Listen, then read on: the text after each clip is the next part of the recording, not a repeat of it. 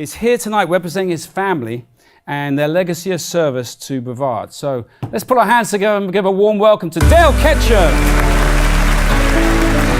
What's up, buddy?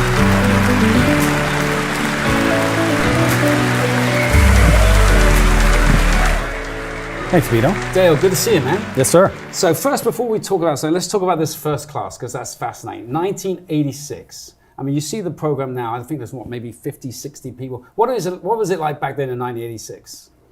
It was exciting. We had, we were doing stuff no one had ever done before. Right. So there was a lot of opportunity to make mistakes. And we learned and relished in them.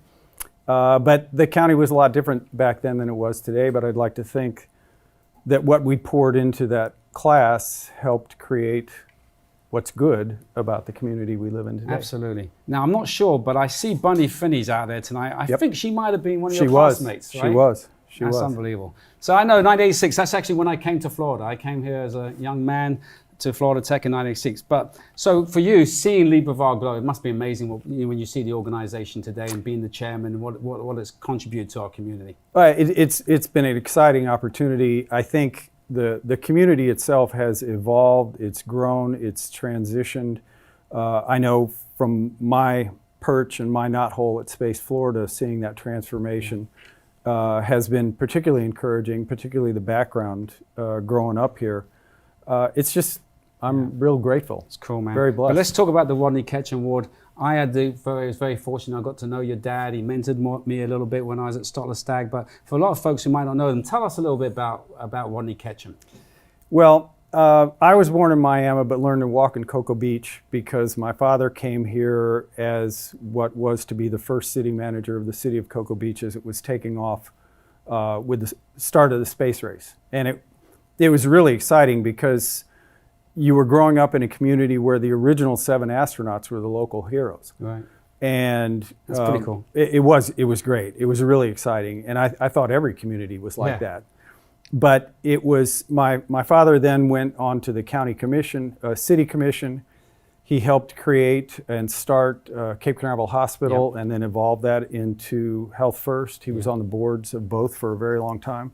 Helped start BCC, what's now Eastern Florida State. But he was involved all over the community, pouring his time and his presence into the community.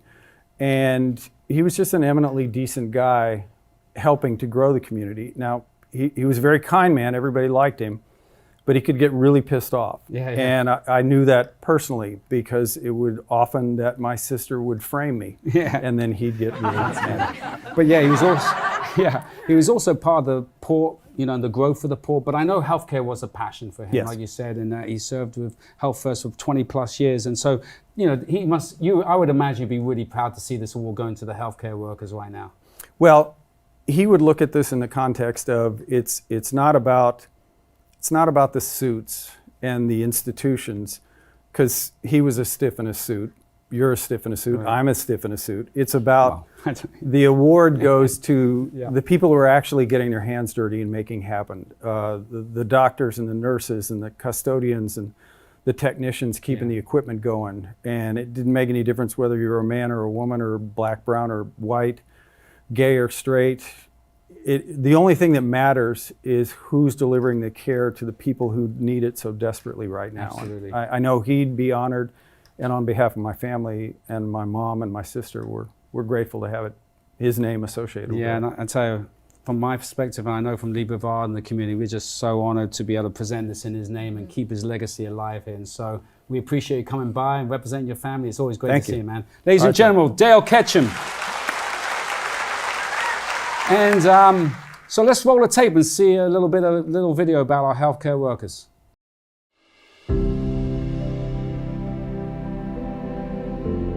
Healthcare is very important because it provides preventative care to help patients live a healthier life. People trust in healthcare providers. They trust that they're going to partner with them in addressing whatever it is that maybe their healthcare needs at that moment in time. And I think through that trusting relationship is really what makes healthcare so important. Healthcare is very important because we have to have somebody there for us when we're at our weakest point. We need to have not only one person, but a team a team of people caring for us and our loved ones at all times. I am most proud of the healthcare field and the nurses in particular, the staff, everybody that works on the front lines. And I think it's important to first note that healthcare workers, first and foremost, are servant leaders. And what they do is give to others in their heart and with everything they have. I'm proud of everyone I work with on this specific unit I'm working on and the rest of the hospital. We've done a great job over this past year. Well, first off, I think it's important to note that healthcare is no stranger to infectious disease or even pandemic for that matter, but COVID-19 is like none other. On the challenges side of things, I think we've all seen that globally we've faced a shortage early on, especially of personal protective equipment or PPE. Such things include face masks, gowns, gloves,